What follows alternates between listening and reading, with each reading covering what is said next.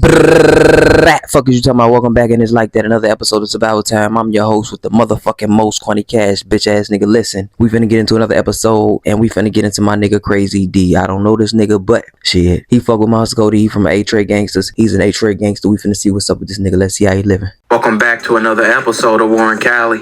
In this episode, I'ma detail a notorious Trey Gangster Crip. His name is Krazy D.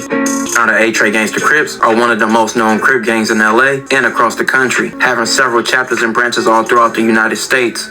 Trey Gangsters' history runs deep, and they have been around since the 1970s. The Trey Gangsters are from the west side of South Central and hold a huge chunk of territory, making them one of the biggest Crip gangs. The Treys hold so much turf, they divided their hood into different sides, like the south side, back west, far west, original west, and the north side Trey Gangsters, which was started by Monster Cody. Krazy D would come up in the middle of the wars that the Trey Gangsters had. Prior to 1979, the Trey's main rivals were Bloods, but by 1979, a deadly war would start between the Rolling 60s and the Trey Gangsters, after a young Rolling 60 lost his life. This would cause what has now been 44 years of war. This war caused many gangs to pick a side, and that's why you see today many Crip gangs in the gangster car with the Treys, and a lot of gangs in the neighborhood car with the Rolling 60s. D would be born around 1963 or 64. He already was on Trey Gangster by early teen, and around the mid-70s he would meet his best friend, Monster Cody. They would become road dogs and basically do all their street activities together, making a name for themselves, and both had many close calls with death at an early age. Around the age of 13, Krazy D and Monster Cody would be beat by some Bloods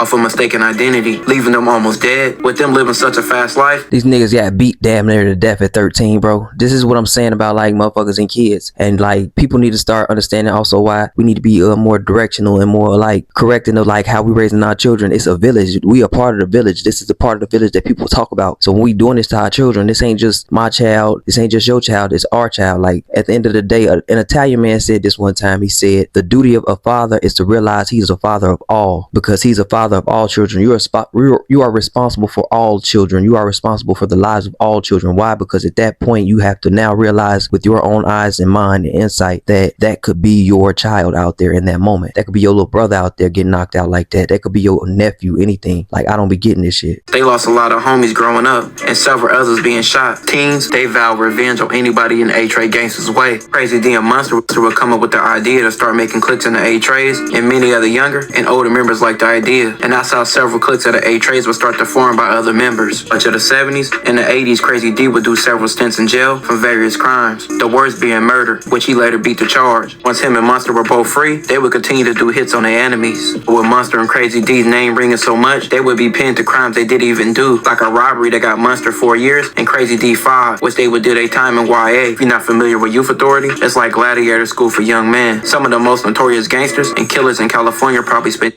Bro, I said this too before in that Gumby video, like niggas don't be thinking about that fact. When you out here in these streets, please understand, when you build a reputation, that reputation will stand the test of time before you even know it's gonna hit you. So you need to realize what you out here doing and how it will affect you in the long run, because they didn't even see that shit coming. Nobody be seeing all of this shit tying together when the fingers getting pointed at. They not trying to look for evidence, nigga. They just looking for a face, and you look real fucking familiar. You're known for this, you're known for that. Now we're gonna just get you because we know you a part of this shit like this. We know you about shit like this. We know you do shit like this. So now we don't even have to have no evidence. We got enough evidence from your past history. So we not even finna look for nothing for real. We not finna look for no DNA, no none of that. Or no cameras back for real. Niggas don't really be trying to prove your innocence. They trying to prove your guilt, nigga. I'm in youth authority, also known as YA. After getting out, the crack era was booming in the mid-80s, and Krazy D took a full advantage of this, basically becoming a bona fide hustler, making money and supplying his hood, and looking out for his homies.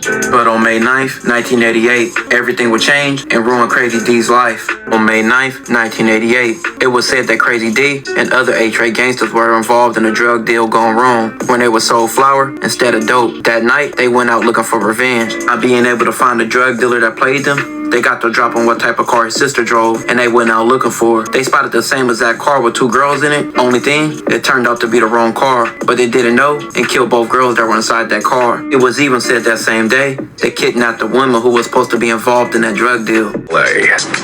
This is why the fuck bitches need to be real cautious about getting involved in these situations. This is why bitches need to be real cautious. Matter of fact, fuck that. I'll dial it back even further. This was a situation with somebody's sibling. This is why you need to be worried about what the fuck you bringing back home to your family. This is why you need to be worried about what's gonna happen to somebody if somebody can't get to you, because that's gonna easily be what happens in situations of war, because niggas be real quick to do some shiesty ass, shady ass shit and won't give a fuck. I hate when the older niggas be like, oh man, no women, no kids, when that's a lie, because in a lot of times, in a lot of scenarios back then, they know damn good and fucking well they would get your grandma if they could. Goddamn it, they bombed Fat Cat house, nigga, out in New York with his mama in that bitch. Like, people don't be thinking about these things. Your family can catch all the back blow of everything that you keep doing. Like, niggas ain't even trying to figure that part out because they keep thinking about their damn self. You ain't the only person that get affected when you go to jail. You ain't the only person that get affected when your ass get buried, nigga. When you got your family behind you, especially, or when you got people that actually support you or is on your side, nigga. 9th, 1988. Jamie Finney went for a ride to the store with next-door neighbor LaTanya Nikki Stover. Nikki was eager to show off her new red car. What the girls didn't know is that the young men were members of the Crips. Earlier in the day, they'd been swindled. 5 of the A-Trey gangsters, including Krazy D, would later be arrested. Mr. Cody would later visit Krazy D while he was in county waiting to be convicted. Krazy D would tell Monster he knew his life was over, but he was in his gangster life forever, and that's all he knew.